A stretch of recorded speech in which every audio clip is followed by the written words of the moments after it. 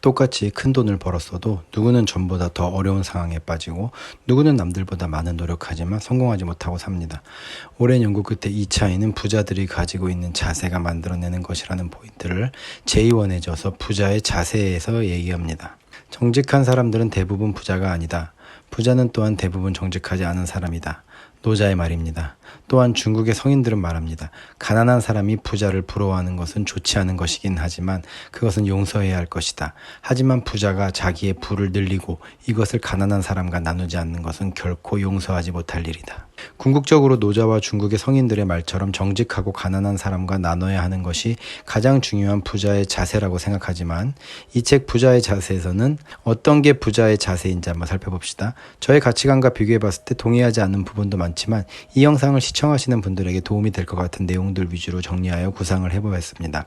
먼저 부자란 누구인지를 정의해보자. 필자에 의하면 부자란 세 가지 요소를 모두 갖춘 자이다. 첫 번째, 시간의 자유. 시간의 자유란 하루 24시간 중 본인이 자율적으로 사용할 수 있는 시간이 과반수, 12시간 초과라면 자유를 갖고 있다는 뜻이다. 시간의 자유가 없다면 아무리 돈이 많아도 부자라고 하기 어렵다. 전문직이라 일컫는 직업군에서 흔히 보이는 특성이기도 한데 돈 버는 당사자가 그 돈을 온전히 사용하지 못한다면 돈만 많다고 해서 부자라고 하기에 뭔가 부족하다. 둘째, 돈의 자유, 경제적 자유.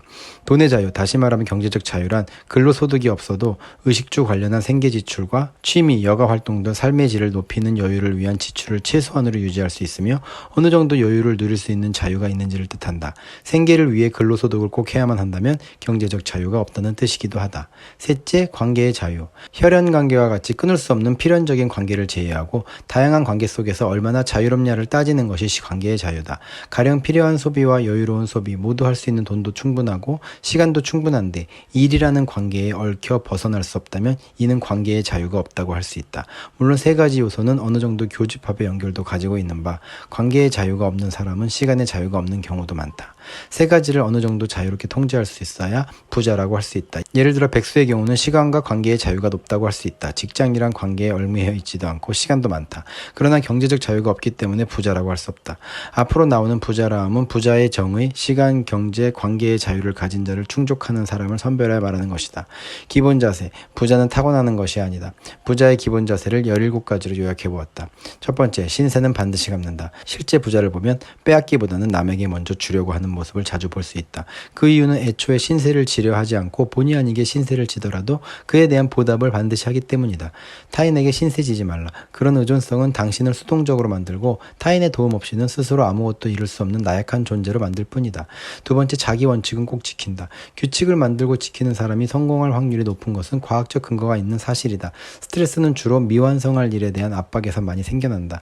즉 해야 할 일을 하지 않았을 때 느끼는 심리적 부담이 스트레스인 것이다.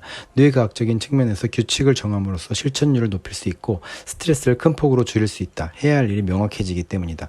그렇다면 부자들은 어떻게 규칙을 만들까? 첫째, 처음 정하는 규칙의 범위는 크게 잡지 않는다. 처음 정하는 규칙은 보기에도 민망할 정도로 작게 시작한다. 일주일에 한 번 운동하기, 1년에 1kg 빼기, 5년 안에 1천만 원 모으기와 같이 말이다.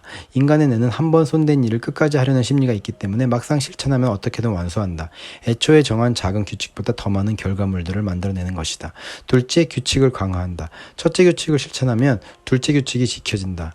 일주일에 한 번 운동하기란 규칙을 쉽게 실천하다 보면 규칙이 점차 5일에 한 번으로 업그레이드 되고 그 다음에 3일에 한 번, 2일에 한 번으로 강화된다. 정리하면 규칙은 실천을 통해 강화하는 것과 경험을 통해 만들어지는 것이 있다. 부자들은 공통적으로 이런 다양한 그들만의 규칙을 가지고 있다. 결국 무엇인가를 이루고 그에 대한 보상을 받으려면 실천이 우선되어야 한다. 그 실천을 도울 수 있는 것은 자신만의 규칙이다. 세 번째, 공감 능력을 키운다. 실제로 공감 능력이 없는 부자는 없었다고 단언해도 될 정도였다. 돈을 번다는 것은 스스로가 돈을 만들어내는 것이 아니라 타인의 돈을 받는 것이 곧 돈을 버는 행위다. 그렇기에 부자들은 일찍부터 공감 능력을 높였고 타인을 공감하면서 그들에게 필요한 서비스나 재화를 적절하게 제공하여 돈을 번 것이다. 장사에서도 공감 능력이 없는 사람들은 본인들이 좋아하는 제품을 팔고 서비스를 제공한다. 가령 옷을 파는 장사꾼이 본인은 어두운 색 계열의 옷을 주로 입는다면 어두운 색의 옷만 파는 식이다. 소비자의 기호는 고려하지 않고 본인이 원하는 것을 팔면서 이익을 기대한다.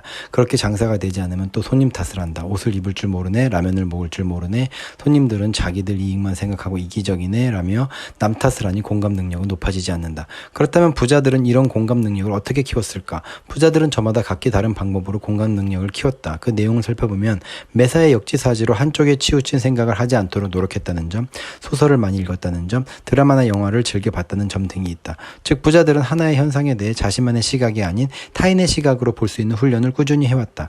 예를 들어 영화를 보면서 주인공에만 감정이입을 하는 것이 아니라 조연, 단역, 조명배우, 카메라맨, 작가, 감독 등 영화를 만든 사람들의 다양한 관점을 이해하고 공감하도록 일상에서 훈련하는 것이다. 예를 들어 내가 감독이라면 저 장면의 연출을 어떻게 했을까? 저 조연은 주인공 때문에 어떤 심정이었을까와 같이 타인의 입장이 되어 다양한 관점을 이해하려고 노력하는 것이다. 조금만 관심 있게 지켜본다면 일상생활에서도 가능하다. 이러한 훈련이 쌓이면 직장, 장사, 사업, 투자 분야에서 다양한 관점을 이해하게 되고 타인의 돈을 내 호주머니로 가져올 수 있도록, 즉 돈을 벌 수 있는 공감 능력이 높아지는 것이다. 네 번째, 꾸준하고 근성이 있다. 부자들 중에 꾸준함과 근성이 없는 부자는 없었다. 혹자는 이 근성마저 선천적 성향이라고 말하는데 필자가 경험한 바로는 후천적 성향에 더 가까웠다. 그렇다면 부자들은 어떻게 근성을 키울 수 있었을까? 먼저 쉬운 예로 공부할 때를 살펴보자. 공부를 잘하는 사람들은 함부로 무리하지 않는다. 더 많은 교과서와 참고서를 욕심내지 않는다. 그저 본인이 할 수 있는 공부량을 매일 꾸준히 한다. 이런 소소한 습관이 근성을 키우는 현명한 방법이다. 근성은 후천적인 수련을 통해 얼마든지 키울 수 있다. 인간의 뇌는 서로 반대 역할을 하는 좌뇌와 우뇌가 함께 공존하듯 행동의 정당성을 인정하고 의심하기를 반복한다. 마라톤을 뛸 때도 왜 그 힘든 장거리를 끝까지 뛰려고 하는가? 끝까지 해낸 사람만이 느낄 수 있는 자신감과 성취감 때문이다. 작은 것이라도 꾸준히 완수하는 습관을 들여라. 생활 속 작은 꾸준함이 당신의 근성을 키울 것이다. 그 근성은 다시 꾸준함을 지속하게 만들고 당신을 성공이란 목표까지 완주할 수 있도록 도와준다. 다섯 번째, 거짓말의 필요성을 인정한다. 어느 부자는 이런 말까지 했다. 내가 어렸을 때부터 거짓말이 무조건 나쁜 게 아니라고만 배웠어도 동료의 배신이나 거래관계에서 그렇게 많은 시행착오를 경험하지 않았을 것입니다. 부자들은 성공하는 과정에서 거짓말에 대한 그릇된 정의 때문에 실패를 경험한다. 쉽게 진실을 말하기에 타인이나 동료에게 이용당하고 배신당하고 쉽게 거짓을 믿어 손해보고 실패를 경험하는 것이다. 자신을 스스로 보호하기 위한 거짓말은 정당한 것이며 타인도 자신의 이익을 위해 거짓말을 한다는 사실을 인정하여 쉽게 속지 말아야 한다. 여섯 번째, 생각을 많이 하는 메모광이다. 부자들의 공통점은 생각이 많다는 것이다. 학습과 훈련을 통해 후천적으로 생각을 깊게 할 수 있다. 기본적으로 인간은 생각하는 동물이기에 누구나 다 생각은 많다. 다만 발전적인 생각을 많이 하느냐 부정적인 생각을 많이 하느냐의 차이다. 예를 들어보자. 부자가 될 사람은 하루 종일 돈 벌 궁리만 한다. 어떻게 하면 돈을 더 많이 벌 수 있는지, 어떻게 하면 있는 돈을 더 불릴 수 있는지 생각한다. 생각은 끌어당긴 효과가 있어 발전적인 생각은 더 좋은 생각들을 끌어들인다. 그러면서 자연스럽게 좋은 생각과 아이디어를 보관하기 위한 기록을 하게 된다. 이렇게 메모하면서 더 좋은 방법을 찾고 발전적인 방향으로 행동하게 되며 점차 부자가 되는 것이다. 반대로 빈자가 될 사람은 온종일 돈 쓸 궁리만 한다. 다들 부자가 되고 싶어 하지만 빈자는 부자가 된 후만 생각한다. 부자가 되는 방법에 대해선 생각하지 않는다. 그저 가벼운 마음으로 아무거나 스스로 좋다고 생각하는 것부터 메모한다. 그렇게 메모가 늘어나면 스스로 정리하는 방법을 찾는다. 분야별로 할지 날짜별로 할지 방법을 찾게 되고 분류해보면서 자신에게 맞는 더 좋은 방법을 알게 되는 것이다. 지금 중요한 것은 작은 실천이지 고급 메모 능력이 아니다. 아무런 부담 없는 가벼운 규칙만이 당신을 실천으로 이끌 것이고 그것이 점차 근력이 되어 탄탄하게 진화할 수 있다. 규칙은 간단하다. 부정적인 거나 허황된 달콤한 상상을 버리고 발전적인 생각을 하고 가치 있는 것은 모두 메모한다. 그리고 나중에 꼭 다시 본다. 다시 보지 않는 메모는 그저 낙서가 되어 버려질 뿐이다. 일곱 번째, 자기관리를 꾸준히 한다. 어떤 90세가 넘는 정정한 고령의 부자의 비결은 고작 종합 비타민이다. 흔한 비타민 B 계열의 종합 비타민과 피로회복용 비타민이었다. 부자들은 어떤 종류의 자기관리를 할까? 첫 번째, 규칙적인 운동을 한다. 그 운동이 꼭 1시간 이상의 근력 운동이나 유산소 운동은 아니다. 10분간의 간단한 체조일지라도 꾸준히 한다. 두 번째, 규칙적인 식사를 하고 폭식하지 않는다. 대부분의 부자들은 소량의 식사를 하며 가급적 탄수화물, 단백질, 지방 3대 영양소를 골고루 챙겨 먹는다. 폭식은 대부분 애정결핍, 욕구불만 등 심리적 결핍 때문에 발생한다. 부자의 자세를 제대로 배우고 이해하는 이해한다면 이러한 결핍 또한 스스로 해결 가능하다. 셋째, 끊임없이 공부를 한다. 공부라고 해서 특별한 게 없다. 그저 자신이 좋아하는 취미, 해야 할 일을 더 잘하기 위해 조사하고 학습하는 것이다. 체력이 건강해야 정신력도 강한 법이다. 인간의 정신력은 의외로 나약하다. 작은 상처만으로도 쉽게 무너질 수 있다. 성공의 과정은 다양한 굴곡을 겪으면서 우상향한다. 그러한 굴곡에서 버텨낼 수 있는 정신력은 꾸준한 자기관리에서 나온다. 부자들은 자신만의 꾸준한 자기관리로 남들보다 더 강한 정신력을 갖고 있던 것이다. 부자는 후회보다 반성을 한다. 부자들의 흥미로운 태도는 바로 지나간 일을 대하는 자세였다. 일반적이라면 그때 그렇게 하지 말걸, 괜히 해서 이 모양이네라며 후회하는 것도 그들은 그때 그렇게 한 것은 다음엔 이렇게 해야겠어라며 반성을 하는 것이다. 후회와 반성, 섬세하게 들여다보지 않으면 그게 그것만 같다. 어차피 똑같이 과거에 대해 아쉬워하는 것이기 때문이다. 그런데 그 미묘한 차이가 부자와 빈자를 갈랐다. 빈자는 갖지 못한 걸 아쉬워하며 후회한다. 그 후회는 계속 과거에 집착하게 만들고 원망만 쌓인다.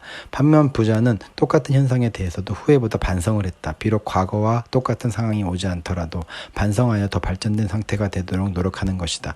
그로 인해 과거는 과거일 뿐 현재와 미래의 영향을 받지 않았다. 과거에 놓친 기회나 선택을 원망이나 후회하지 말라. 그래봐야 과거에 집착만 하고 현재를 살지 못하게 된다. 생각 속에 후회가 스며들 땐 그것을 반성으로 돌리자. 그러면 상실감보다는 다시 하고 싶은 의지가 생길 것이다. 아홉 번째, 해야 할 것보다 하지 말아야 할 것을 중요시한다. 성공했다고 하는 사람들을 살펴보면 아침에 일찍 일어나라, 시간을 낭비하지 말라, 일정을 빡빡하게 설정하라 등 해야 하는 것들을 무지막지하게 요구한다. 이런 것들은 결코 성공의 필수 조건이 아니다. 그런 것은 해도 그만 안 해도 그만이다. 오히려 안 해도 그만인 걸 꼭 해야 하는 것으로 착각하여 열심히 노력하고 그에 대한 보상을 잘못 바라는 게 더 문제가 될 수 있다. 열심히 악착같이 살고 있는데 왜 더 힘들어지는 것일까라는 자문을 하며 좌절을 느낄 수도 있다. 성공하는 데는 101가지 해야 할 것보다 하지 말아야 할 한 가지를 제대로 지키는 것이 중요하다. 잘못된 노력을 하지 않는 게 당신에게 발전적인 것을 할 수 있는 더 많은 에너지를 가져다 주는 것이다. 열 번째, 자기 객관화가 제대로 되어 있다. 자기 객관화란 말 그대로 자신을 객관적으로 평가하는 것을 의미한다. 부자들을 보면 대부분 자기 객관화가 잘 되어 있다. 자신을 평가할 땐 언제나 냉철하고 겸손했다. 결코 자신을 특별하거나 비범하다고 생각하지 않았다. 반면 실패하는 사람들을 살펴보면서 자기 객관화가 안 되어 있는 경우가 많았다. 그들은 마음만 먹으면 뭐든지 할 수 있고 뭐든지 될 수 있다고 착각했다. 자기 객관화가 안 되면 자신을 스스로 평균 이상이라고 착각하게 된다. 본인을 특별하다고 여기기 때문에 어떤 결과를 만들기 위해 노력하기보다는 보상을 먼저 원한다. 자기 객관화는 자신감 부족이 아니다. 자신을 냉정하게 관찰할 수 있기 때문에 일과 성공에 대해 겸손하고 겸허할 수 있는 것이다. 함부로 할 수 있다는 말을 내뱉기보다 할 수 있을 때까지 준비하고 수련한다. 부자는 자기 객관화를 통해 할 수 있는 일과 없는 일을 구별한다. 할 수 없는 것은 과감하게 포기하고 할 수 있는 일에 집중한다. 11번째, 대인관계가 심플하다. 스스로 아무리 잘한다고 하더라도 관계가 다양하고 복잡하면 그러한 관계가 위험이 되고 변수가 되어 성공을 가로막는 경우를 정말 수도 없이 목격했다. 부자들은 이미 그러한 경험을 토대로 불필요한 관계를 정리하여 대부분 깔끔한 관계를 유지하고 있었다. 12번째, 동료는 있으나 친구는 없다.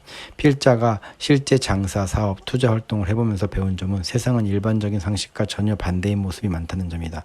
특히 인간관계에 있어서는 더 그렇다. 흔히 성공하려면 인간관계가 좋아야 한다. 성공은 인맥이다.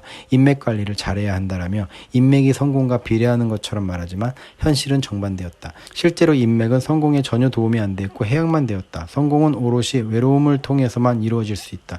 이것은 진리 중의 진리다. 많은 사람과 더불어 성공하는 경우는 결코 없었다.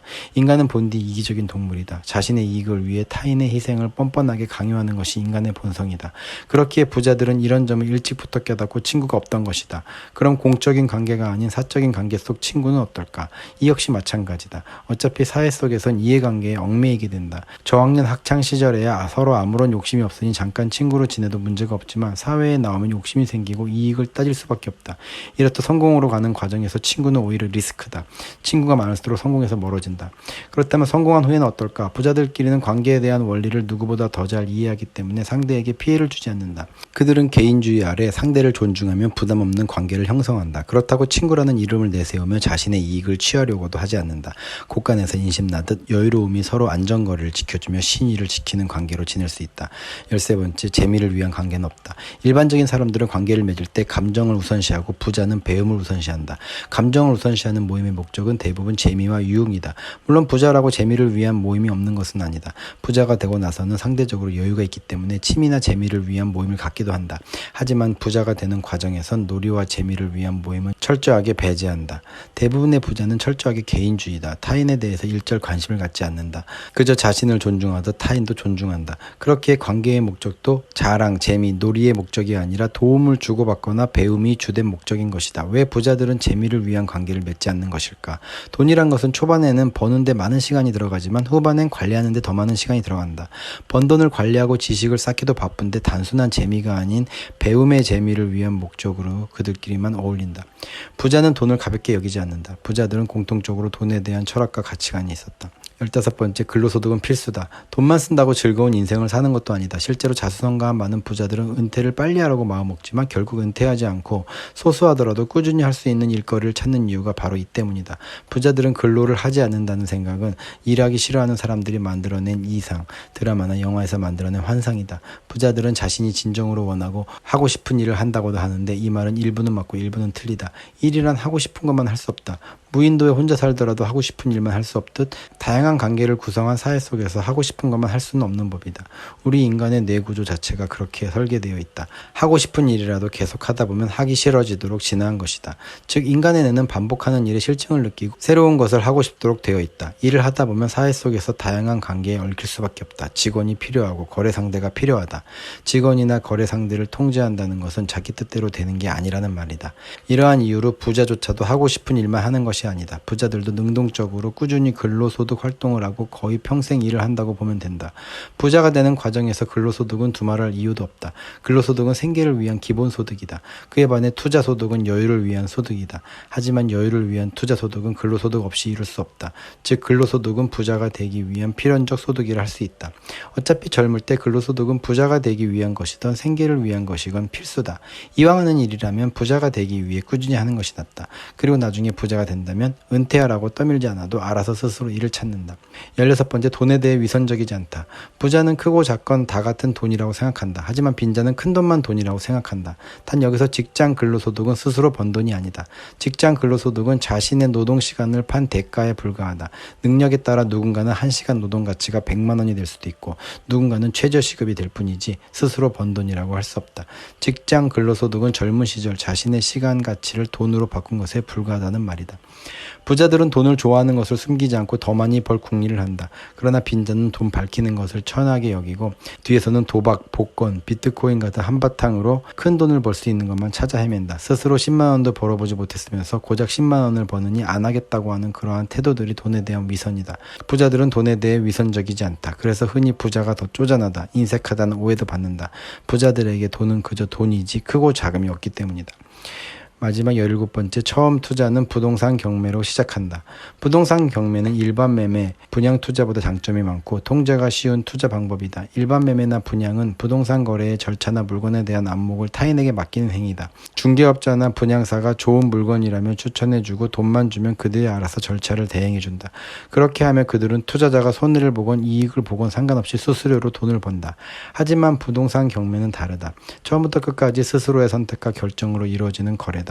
허위 매물도 없고 법원에서 상술로 유인하지도 않는다. 진열된 물건들 중 어떤 것이 좋은지 구별하는 안목만 있다면 입찰자들끼리 경쟁을 통해 취득할 수 있다. 또한 부동산 경매는 소유자가 채무를 변제하지 못하여 나오기 때문에 상승이나 하락에 관계없이 물건이 늘 있고 계약 취소나 위반 등 위험한 절차가 없다. 낙찰되고 잔금만 납부하면 법원이 알아서 촉탁 등기, 일반적인 등기는 당사자가 해야 하는 것인데 촉탁 등기는 법률에 따라 법원이 직접 등기로 하는 것임.